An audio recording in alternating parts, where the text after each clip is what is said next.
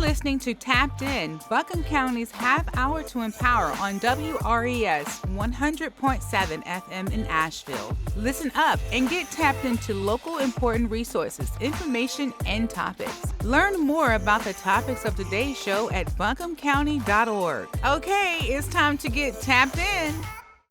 Hello, hello, hello, and greetings to everyone who is listening to my voice. This is Tapped In, and I am your host, ZaKiya Bell Rogers, and our wonderful co-host Leonard Jones had some things that come up last minute, so keep him in your thoughts.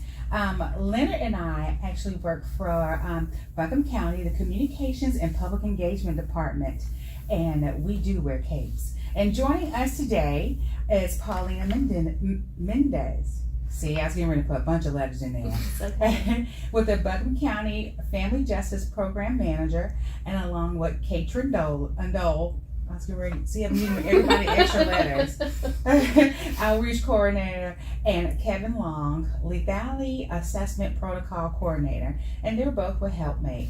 October is the Domestic Violence Awareness Month, and we know this may be a difficult conversation. However, we want the community to know that there is support and resources to assist those who may unfortunately find themselves experiencing domestic violence. Here in Buncombe County, we have the Family Justice Center as a resource. Welcome, Paulina, Caitrin, and Kevin. Thank you. Oh, it's so great to have you all. Can you push that door just a little bit, Kevin? Thank you. He has the longest arms in this room. Okay, so I'm going to ask each one of you all, what is your role? We know your job title, but what does that entail? And I'm going to go ahead and let you go first, Kevin. Okay, sure. So the Lethality Assessment Protocol is a program we manage here at HelpMate. So I manage that program, which is a lot of different hats, but I do a lot of training for first responders, law enforcement, fire, EMS, things like that. And then when we have people engaged with the LAP program, I'll do like callbacks for clients that want to talk about services, things like that. And in addition to that, I'm on the outreach team with Caitrin, so we do a lot of events like this and public speaking and education and things of that nature. Okay. And so Caitrin, we'll go to you next. Yeah, so I'm Caitrin. I do outreach at HelpMate, meaning that I am kind of in charge of doing all of our professional training in the community, so teaching folks about domestic violence, also talking and training in general at the community at large on what HelpMate does and what victim services are available for survivors. So mostly just providing kind of high-level oversight for our volunteer programs and making sure that as many people as possible in Buncombe County know about domestic violence. Yeah. All right. And Paulina? Yeah, the way I describe my role is as a communication bridge between our partners at the Family Justice Center and county leadership. Mm-hmm. So while I am a county position, I help coordinate the efforts at the Family Justice Center with our 10 on-site partners, as well as our broader coordinated community response to domestic violence and sexual assault, which partially is part of that work in the coordinated community response is the LAP protocol. Mm-hmm. Yeah. And so, we're going to go ahead and dive into this, but I think so often we hear domestic violence, and we hear the word violence first. Mm-hmm. But let's break that down. What is domestic violence?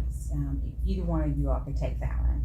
Yeah, I can talk about DV. So I do want to also acknowledge there's a lot of different words that we use to kind of describe the same thing. So we can say domestic violence. Also commonly we'll talk about intimate partner violence. You can hear gender-based violence. Mm-hmm. So there's a lot of different labels for what is essentially a pattern of power and control happening in a relationship. So a lot of people think that domestic violence can only happen if you have it escalating all the way up to physical and sexual violence, but in reality, DV or domestic violence is mostly about a pattern of one partner in the relationship trying to establish power and control over the other. So it's a lot of coercion, it's a lot of threatening. We see a lot of economic abuse, so one partner establishing control financially. We see emotional abuse, so just kind of verbally berating partners, using emotional abuse, convincing folks that they're crazy, which is a word we use, gaslighting, kind of leveraging privilege of all kinds. So essentially, when we're talking about DV, we're talking about, in our work, intimate partners, one of whom is establishing power and control over the other in many, many different ways.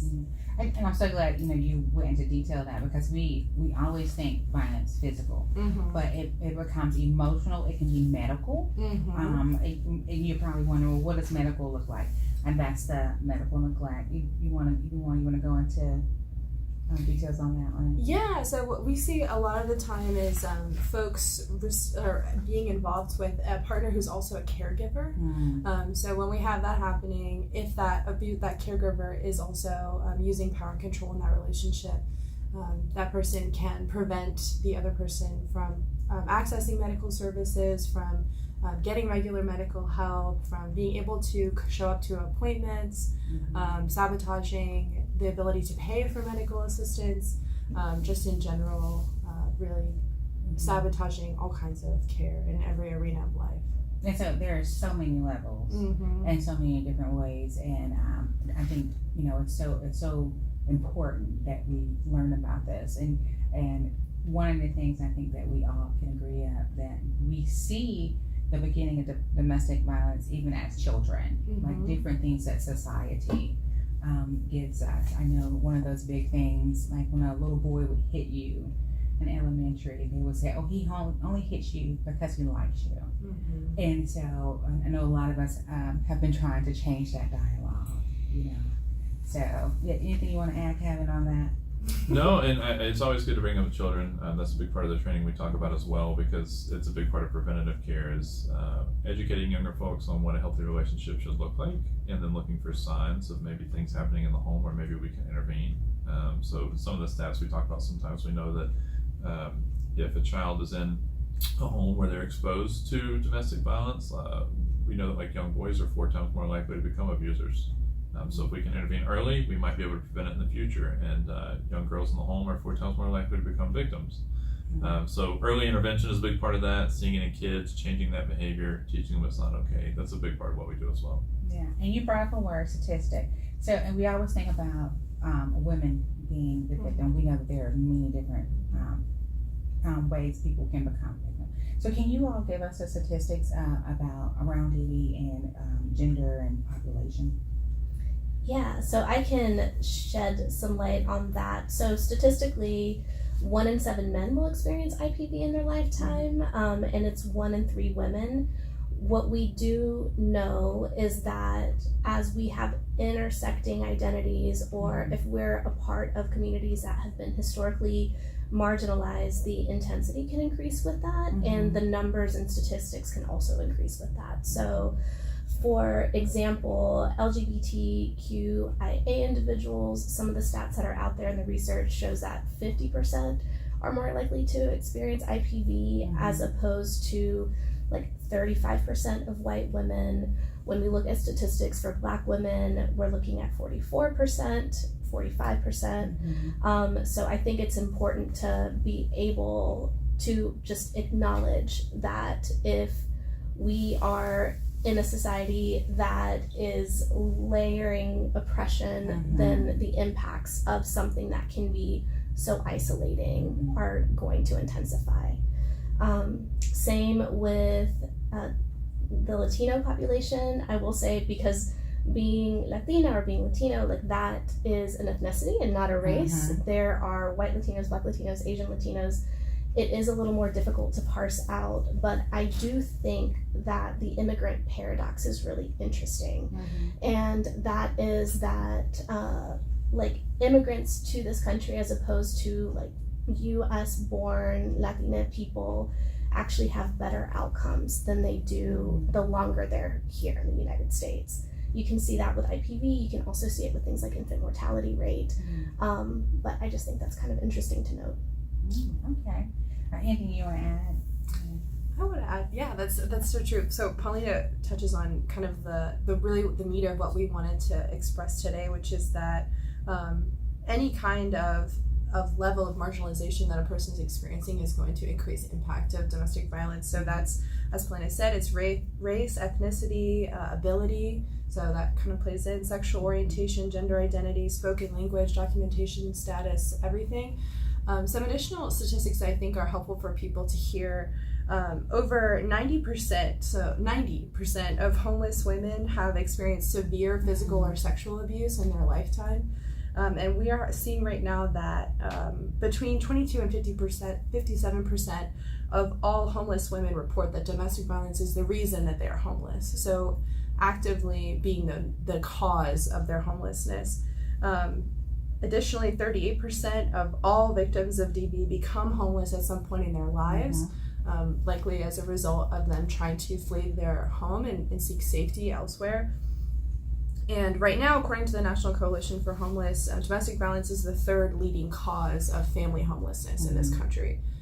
So we see a big intersection of folks who are unhoused and also experiencing domestic violence, which is particularly relevant for a city that has like affordable housing issues coming up often. Yeah. Anything? The only thing I like to bounce off of something both of them brought up is we mentioned people's documentation status is something that we actually see a lot that I think a lot of people don't realize or see or don't talk about a lot, but that's actually a way people use to control and abuse someone as well. A lot of times we'll have a relationship where one party is someone who is a documented citizen and the other party isn't, and maybe they had kids together or however, but we see the fear of deportation or the threat of deportation or things like that used to keep someone under control or to stop them from seeking help or make them afraid to call police or emergency services. And we'll have folks that come in and they've been afraid to come in and talk to us because they've been told to be afraid of the system as a whole so much that they're scared to seek help. And it's a way someone is used to keep them under control, because by extension you're telling them, I'm going to send you back to another place, I'm going to separate you from your children, your family, everybody you know. And that fear, that's a lot. A lot of times fear is all you need to keep someone under control, and that's a big one. And if I can quickly add to that, because that's a really good point. Right now there's a really cool collaboration happening with Pisgah Legal Services, the Buncombe County Sheriff's Office, SEMA, and Our Voice to look at U and T visas, so the letter U and the letter T visas as potential pathways to citizenship or naturalization, and those are explicitly for victims of crime. So just wanted to put it out there. There is a possibility of help, so just to tie into the immigration status piece. Okay, so we talked about, you were from the FJC and you all from HelpMate. Tell us how someone access services in those two areas, because the FJC houses a lot of different programs. So do you want to go first? Sure, yeah. So we are located at 35 Woodfin, across from the YMCA, and we are open Monday through Friday from 8 to 5. We take walk-ins. You are welcome to come in, and then HelpMate does our coordinated intake, and you also do intake with reception. So I'll let you know how to plug in. But in terms of the Family Justice Center, you just show up. You can show up. You can also call any of the partner agencies under the umbrella of the Family Justice Center, and you can call the Family Justice Center directly as well. And I can give that number real quick. It is 828-250-6900. But yeah, we have 10 on-site partners that are all there to provide support for survivors of intimate partner violence, sexual violence, etc. And under that, sorry. Oh, God, I was going to ask you what was under the umbrella. And under the umbrella, we have Our Voice, Pisgah Legal Services. We provide on-site child supervision for people that are coming through our partnership with the YW. We have HCA Mission Forensic Nurses that can do a forensic exam. If you choose to work with law enforcement, which is everyone's in choice that comes into the building, we have APD and Buncombe County Sheriffs. We partner with Mountain Child Advocacy Center as well. And I know I'm missing people. Do this. We work with HHS and APS and CPS, and yeah, I'm so grateful for the collaboration, and of course HelpMate is a part of that, and they can speak to what their services look like. And so HelpMate, you all have been here for about 44 years now. All right, so tell us about HelpMate and just tell us about HelpMate. Okay. I can talk about how you can access services or how survivors access services. So for one, most commonly folks are calling our hotline. That phone number is 828-254-0516. Also, we see folks coming into our office at the Family Justice Center and accessing services that way. So if you have the ability, feel free to come by. We are open for intakes about 8 to 4. And the hotline is 24/7, 365. So there's always a human being manning that line. There's always somebody to speak to. So you're welcome to call. HelpMate has 3 office sites. So we do have our kind of main office operating out of the Family Justice Center. We also have an office in the courthouse. So for those of you who are considering 50B or a restraining order for a potentially an abusive partner, we do have an office there, and we can talk you through that process as well. So our office at the HelpMate office at the courthouse is right at the top of the stairs. You'll have to be buzzed in. So we have the courthouse as well if folks are accessing us that way. And then we also have an emergency shelter, which is off-site. It's a confidential location. It is a safe house. So folks can be connected to the shelter through either the hotline or the Family Justice Center. But we have folks working in all 3 sites. And our staff is practically 24/7 actually. Yes. Yeah. 24/7. Yeah. The other thing I would add to that, and I think Caitrin covered it really well, we do work in collaboration with everybody there, but if someone does come in to seek HelpMate services, we're not going to require that they interact with any other partners there. So the partnership is a big part of why it works, but for example, a lot of people don't necessarily want to come in and make a police report. They want to come talk to us about it. If you come in and tell something, to us that happened, we're not going to say, okay, well now you have to talk to these people. So we do leave that option. Everything is very empowerment based, and all the choices are up to the person that comes in. And we don't mandate anything. Nothing is mandated. Everything is completely voluntary. You can engage or disengage with us as much or as little as you want. So we want those folks to be in control of the choices that they're making, but we want to help them make the most effective choices they can. Yeah, absolutely. And I think just to add to that, the Family Justice Center is one location where you can have access to all of these services if you want access to them. And yeah, to Kevin's point, it's as much or little as you want. You are in the driver's seat, and we're holding a map to help make those informed decisions. Also, just in case it's not out there, our services are free.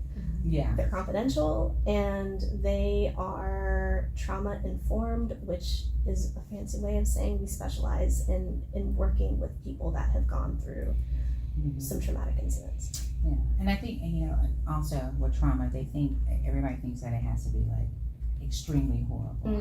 And I just want to iterate that trauma is anything that interferes with your life that affects you emotionally, mentally, or physically. And so any of those things, even if it's emotional abuse, if it's physical abuse or financial abuse, those things are causing trauma. So feel free to give either one of these agencies a call, and that is the FJC, and that number is 828-250-6900, and HelpMate's number is 828-254-0516. Okay, so you all said something in your explanation, 50B, and some of us are going to be like, what is 50B? And so can you just give us an idea of what that is? Yeah, that was me, so I'll say 50B is a domestic violence protective order. So it's a restraining order that can be awarded for folks who are experiencing domestic violence, and can be a no contact, depending on how the judge decides to award it. It can be a no contact order. It can help with shared property. There can be like a temporary emergency custody. So it's just essentially a civil restraining order against an abusive partner. And so, Kevin, you talked about the LAP, or LAP. What other tools do you all use to screen for domestic? If I call, what tools will you use on me to research my level of danger? Sure. So it kind of depends on why you're calling, but the 2 most common ones that we use are the LAP, the Lethality Assessment Protocol, which is actually done by law enforcement when they're responding to the scene of a crime. And then the other one that we most commonly use is the danger assessment, which is exactly what it sounds like. It's something we might use if we're trying to assess someone's current risk level for if they're seeking shelter or emergency services, things like that, which is a little more in-depth than the LAP is. But a lot of times if someone does the LAP and they do need shelter, then we can do the danger assessment and kind of keep everything rolling. So it all kind of flows together. It's all evidence-based. We do a lot of research and make sure these are the appropriate tools to use. But those have been very effective for us. trauma and violence and things people experience aren't necessarily easily defined by like a quantitative number, but sometimes those numbers kind of help give us like a shortcut to be like, okay, we need to do something right now, like this is drastic, or the questions we ask lead to answers that give us a more clear picture. So it's never a matter of, well, I called and I only got a score of 15, so they're not going to help. It's, well, I called and they asked me these questions and that gave us information. Maybe you did only score 15, but maybe those questions you said yes to were the highest risk questions. So, we don't want people to think that it's like a test that you have to pass or fail or be prepared to answer. But it gives us a good idea of your needs. And then we're, trained and we have a lot of experienced staff that can then hear what you're saying and pick up on the things that you're saying and the questions you're answering and figure out how to get you the help you need in that moment. Oh, yeah. So that's great to know, because I know a lot of times people are so afraid of like having to tell too much information. Can they call anonymously? Sure, yeah. So our hotline is completely anonymous, and we really emphasize the confidentiality anyway. If you start telling us something, we'll typically stop you and say, hey, I just want you to know before you say anything. Everything is 100% confidential. A lot of people have concerns that someone's going to find out that they're seeking help, because seeking help can be seen as the first step to fleeing. And we know that when someone attempts to leave an abusive relationship, violence can escalate. So we really value that. I've had people call and ask, if my boss calls, are you going to tell them? Or if somebody calls, are you going to explain this to them? Absolutely not. We will never confirm or deny without your permission that somebody called. So it's always anonymous. We have a lot of hotline calls where people just call and say, well, I have a friend that's in this situation. What can you do for them? And we'll talk to them as long as they want. And a lot of times they say, okay, but thank you. Maybe we'll call back. And that's fine too. But we do get a lot of calls like that. Okay. So we talked about what type of services there are available. You said shelter, counseling, forensic nurses, police reporting, children counseling. Did I miss anything? We have legal advocacy. Legal advocacy. And who do you all pair with that? We work with Physical Legal Services, and both HelpMate and Our Voice have legal advocates. Okay. Well, that is awesome to know. So we're almost time to run out. So I'm going to give everyone just a chance to drill something that they really want home to our audience. So Kevin, you can take as much time as you want. So go ahead. Sure. I think we've covered a lot of stuff. I would like to really re-emphasize the free aspect of everything we do. Free and voluntary. So I know we mentioned briefly like the nurse's forensic office. They can do a lot there. You don't have to go to the hospital, but they can do sexual assault kits there, which can also be done anonymously, and they're completely free. So if you think that you may want to report in the future, but you're not sure, but you think you should do something now, you can come talk to us at the Family Justice Center. We'll help get that done. You don't have to go to the emergency room, anything like that. It's all completely free. Like the counseling services that we offer, again, are completely free. I like to reemphasize that, because I've had people call and I'll mention counseling and they'll say, well, I don't have insurance. You don't need insurance. We don't need anything. It's all completely free. And when we tell people that, they want to sign up. So I just want to really reemphasize that. Confidential, free, those are two of the things we value the most. And that our staff is really well trained, and everybody at HelpMate is on board with the mission, and we like what we're doing. So. Okay, I'll jump on. I think the thing that I would like to really emphasize is that we really use the philosophy of empowerment. We're really, really interested in centering autonomy. So we're not interested in telling people what to do. We're not interested in trying to coerce people into leaving their relationships. Everything that we do is survivor-centered. So if you are listening and this, some of these things sound familiar, you can just give us a call. I'd love to encourage you to give us a call. Again, everything is free, everything is confidential. That's protected by state and federal law. So it's not just like a little fluffy thing. That's 100% true. You can talk through your situation. You don't have to give us any identifying information. If you want to just process, you're welcome to do that. And then again, just want to reemphasize that the situation doesn't need to escalate so far as to manifest as physical and or sexual violence in order for it to be considered domestic violence. If you're experiencing a high degree of emotional, financial, psychological, any kind of abuse or coercion or threatening happening in your relationship and you feel unsafe, please feel welcome to call us. And again, our hotline is 24/7. So call at 2 a.m. if you want to. Thanks, y'all. I know people always say, you know, oh, I don't want to bother, I don't want to be a bother. But it's so important just to hear somebody say, I believe you, and it's okay. You're here. I'm here to help you. And so if you're listening and you're going through that situation, I would bet money on it that when you call HelpMate, they're going to say, we're here to help. And they're not there to hinder you or stop you from doing anything, because you know your situation the best, and you know whoever is causing you harm, you know them better than that person on the phone, and they're not going to tell you to do anything that will put you in danger. Yes. All right, Paulina? I think what I would say is just like on a broader cultural level of you and this sounds so cliche, but it's so true, of like, you don't have to do this alone, and you're not alone. And I think sometimes we define our strength by how much we can tolerate, and you don't have to tolerate relationships that are causing you harm. And so I want to normalize being able to reach out for support. I want to normalize teaching our children what healthy relationships look like. And yeah, you're not alone in this. Based off the statistics, you can see that it happens to a lot of folks. And yeah, we're here to help. Yeah. Well, I like to, before I wrap this up, I say thank you so much to our guests. We know that this is a very hard thing to talk about, and it's a very, very hard thing to work in. And I'm so glad that you all are there, and I hope that you all are taking care of yourselves as well. Again, the FJC is located at 35 Woodman Street, and that's across from the YMCA and the First Baptist Church. Is that it? So yeah, the real big church with a dome.